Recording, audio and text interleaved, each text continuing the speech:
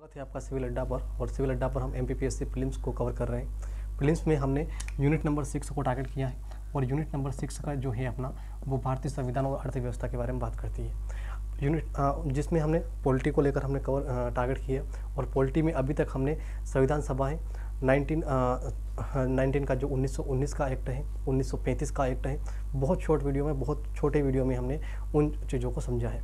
उसके अलावा हमने संविधान सभा को समझा है। उसके बाद हमने जो राष्ट्रपति और कार्यपालिका जो है उनके बारे में भी मैंने आपको प्रीलिम्स में अच्छी तरीके से पढ़ा दिया है। अब हम बात करेंगे मूल अधिकार की। तो मूल अधिकार में भी मैंने आपको आर्टिकल 12 से लगाकर आर्टिकल 22 तक मैंने आपको पूरी विस्तृत तरीके से पढ़ा दिया है। लेकिन आर्टिकल 22 में जाकर मूल अधिकार समाप्त नहीं होते हैं। मूल अधिकार जो है आर्टिकल 35 तक है। तो आर्टिकल 12 से लगाकर हमने 35 तक कवर करना है, 22 तक हम कवर कर चुके हैं। तो अब हम जो अगला अधिकार जो शुरुआत करते हैं वो आर्टिकल 23 से शुरुआत करते हैं। आर्टिकल 23 जो है वो शोषण के विरुद्ध अधिकार के बारे में बात करता है। शोषण के बारे में मैंने आपको मेंस वाली क्लास में आपको अच्छी तरीके से बताया है। तो शोषण के विरुद्ध जो अधिकार मिला है उस अधिकार की हम चर्चा करते हैं। आर्टिकल नंबर 23 कहता है कि मानव का दुर्व्यापार नहीं होगा, मानव की तस्करी नहीं होगी, मानव दास प्रथा जो दास प्रथा है उनकी जो दास रहेंगे वो नहीं रहेंगे। तो इस प्रकार से या फिर बलाश्रम और बेगाश्रम जो दो चीज़ों का जिक्र अच्छी तरीके से मिलता है हमें एमपीपीएससी जो भारतीय संविधान में। तो बलाश्रम होता है, एक होता है बेगाश्रम, एक होता है बेगाश्रम। तो बलाश्रम और बेगाश्रम जो आप जानते होंगे, बलाश्रम जो है वो किसी को ज़बरदस्ती इच्छा के विरुद्ध काम करवाना, या बेगाश्रम की बात करते हैं तो बिना पैसों में काम करवाना। इसका एक अच्छा सा उदाहरण जो मैंने आपको मेंस पढ़ाया था उस वक्त पे दिया था कि जो गोदान जो उपन्यास है मुंशी प्रेमचंद साहब का, वो उनमें जो कहानी का जो नायक होता है वो नायक अपने पत्नी को गो लेकर अपनी एक गाय लेकर दान देता है। उस गाय के जो कर्ज होता है उसके ब्याज में उस साहूकार की माँ अपना पूरा जीवन निकाल देता है, लेकिन उस गाय का जो नहीं चुका पाता है। तो कर्ज जो लिया था वो नहीं चुका पाता है, ब्याज में ही अपने लिए पूरा जीवन काम करता रहता है उस गाय के लिए। तो इसी प्रकार से जो बेगाश्रम और बलाश्रम को संविधान ने परिभाषित किया, इनके ऊपर संविधान निर्माताओं की दृष्टि गई और अच्छी तरीके से उन्होंने डिफाइन किया और कहा कि मानव तस्करी, बलाश्रम, बेगाश्रम या फिर मानव दुर्व्यापार इस प्रकार से कार्य नहीं किए जाएंगे। अगर कोई करता है तो वो संवैधानिक का हनन होगा। तो इसी प्रकार से हमने आर्टिकल 23 को समझा। आर्टिकल 23 के बाद हम बात करते हैं आर्टिकल 24 की। शोषण के विरुद्ध अधिकार जो है आर्टिकल 23 और आर्टिकल 24 है, जो दोनों आर्टिकल हैं। उससे पहले मैंने आपको आर्टिकल 14 से लेकर 18 में समता का अधिकार बताया। स्वतंत्रता का अधिकार जो है आर्टिकल 19 जो बहुत बड़ा है, 20 आर्टिकल नंबर 21 और आर्टिकल नंबर 22 भी मैंने आपको अच्छी तरीके से बताया। चलिए अब हम कवर करते हैं आर्टिकल नंबर 24 पे बात आती है।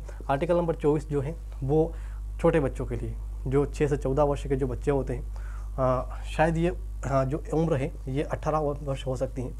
जो बालिग उम्र जो होती है उसमें कोई व्यक्ति छोटे बच्चों को ऐसे कारखानों या ऐसे फैक्ट्रियों में काम नहीं कर सकेगा, ऐसे फैक्ट्रियों और ऐसे कारखानों में काम नहीं करवा सकेगा जो उसके स्वास्थ्य के लिए हानिकारक हो या उसके भविष्य के लिए हानिकारक हो।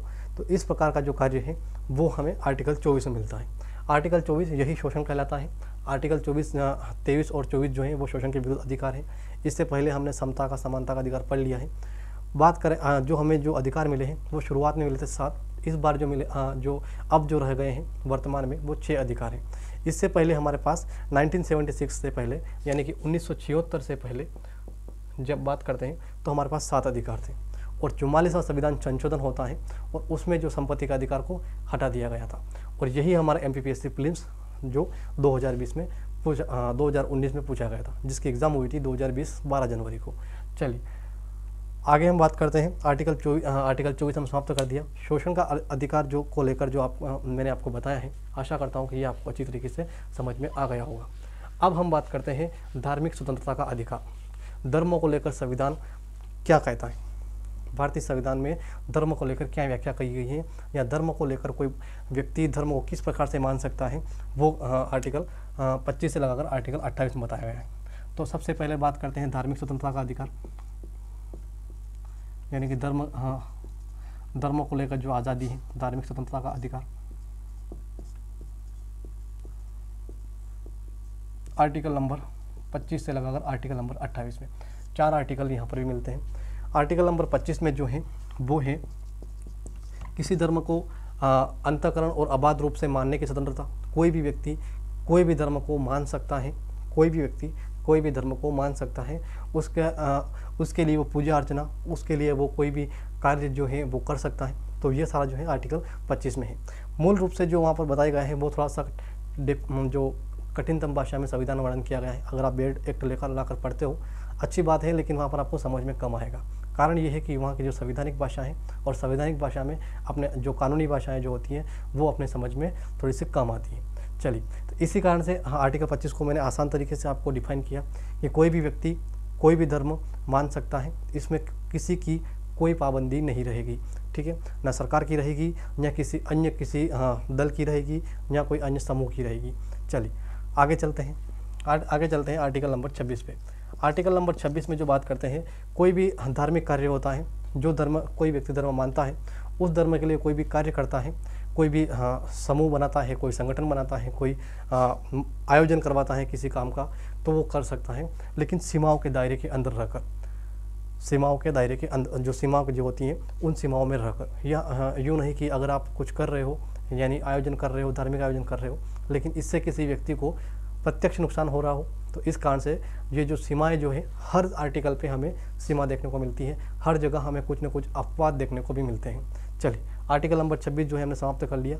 आर्टिकल नंबर 27 जो है वो कहता है कि कोई भी धार्मिक संस्थान हो गया, या धार्मिक ट्रस्ट हो गया, या कोई भी धार्मिक जैसे मठ हो गया, जैसे हम बहुत सारे मठों के बारे में सुनते हैं, तो कोई भी धार्मिक संस्थान या ट्रस्ट है वो क्या, या मंदिर है, या जो मंदिर के ट्रस्ट बने हुए होते हैं, उन ट्रस्ट में जो धन आता है उनके ऊपर इनकम टैक्स नहीं लगेगा, उनके ऊपर कर नहीं लगेगा।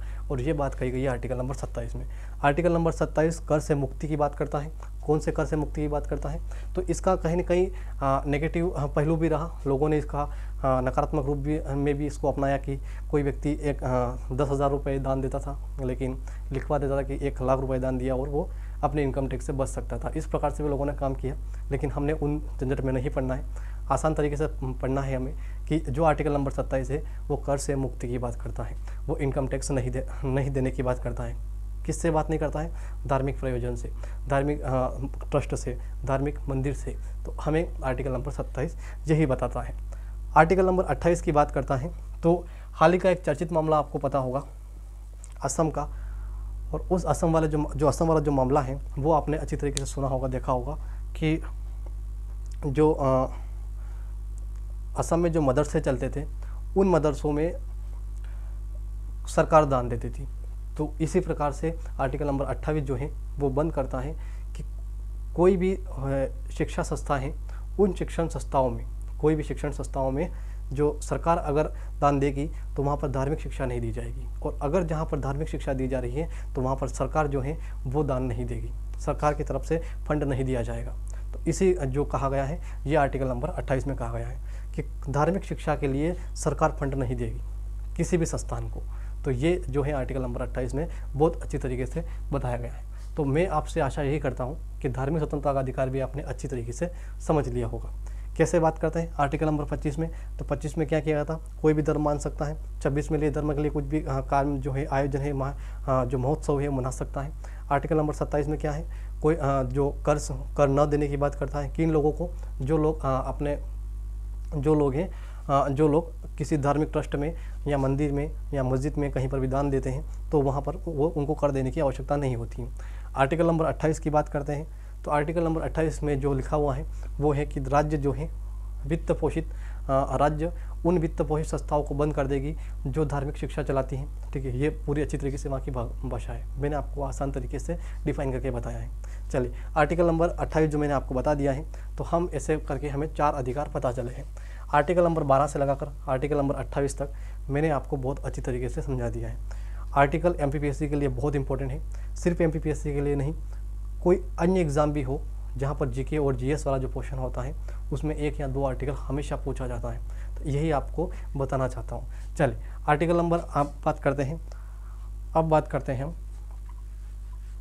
अल्पसंख्यक के हितों का संरक्षण। तो अल्पसंख्यक हितों को लेकर जो की गई बात है वो आर्टिकल नंबर 29 और आर्टिकल नंबर 30 में की गई है। तो अल्पसंख्यक को लेकर भी एक अधिकार मिला हुआ है भारतीयों को। तो अल्पसंख्यक के हितों का संरक्षण को लेकर जो बात करते हैं वो आर्टिकल नंबर 29 और आर्टिकल नंबर 30। यहाँ पर 2 आर्टिकल इनके बारे में लिखा गया है। तो अल्पसंख्यक अपने हितों की रक्षा करेंगे, तो सबसे पहले तो बात ये आती है कि अल्पसंख्यक कौन होंगे। तो अल्पसंख्यक की बात करेंगे तो अल्पसंख्यक में वे लोग आते हैं जो बहुसंख्यक के मुकाबले कम हो, जो बहुसंख्यक के मुकाबले लोग कम हो, जिनकी जनसंख्या जो बहुत ज़्यादा लोग हैं उनके तुलना में कोई विशेष धर्म हो गया, कोई विशेष जाति हो गई, कोई विशेष समुदाय हो गया। भारतीय संविधान ने इसे धर्म के आधार पर देखा कि जो मुस्लिम लोग हैं वो अल्पसंख्यक हैं, मुस्लिम को, जो सिख लोग हैं वो अल्पसंख्यक हैं, जो पारसी हैं वो अल्पसंख्यक हैं, जो ईसाई हैं वो अल्पसंख्यक हैं। इस प्रकार से भारत में 6 धर्मों को वर्तमान में 6, ये MPP इस प्रकार से प्रीलिम्स में प्रश्न बन सकता है कि वर्तमान में कितने धर्मों को जो है वो अल्पसंख्यक का दर्जा दिया गया है। तो वर्तमान में 6 धर्मों को अल्पसंख्यक का दर्जा दिया गया है। चलिए आगे चलते हैं, आर्टिकल नंबर 29 पढ़ते हैं। तो आर्टिकल नंबर 29 जो है वो है अल्पसंख्यक के हितों का संरक्षण। यहाँ पर यही लिखा गया है, अल्पसंख्यक के हितों का संरक्षण आर्टिकल नंबर 29 में कहा गया है। तो वर्तमान में 6 धर्म हैं, मुस्लिम हैं, सिख हैं, मैं आपको सही बता देता हूँ, पारसी हैं, ईसाई हैं, उसके अलावा बौद्धों को भी हमें अल्पसंख्यक का दर्जा दिया है। नंबर 6 पे आता है जैन।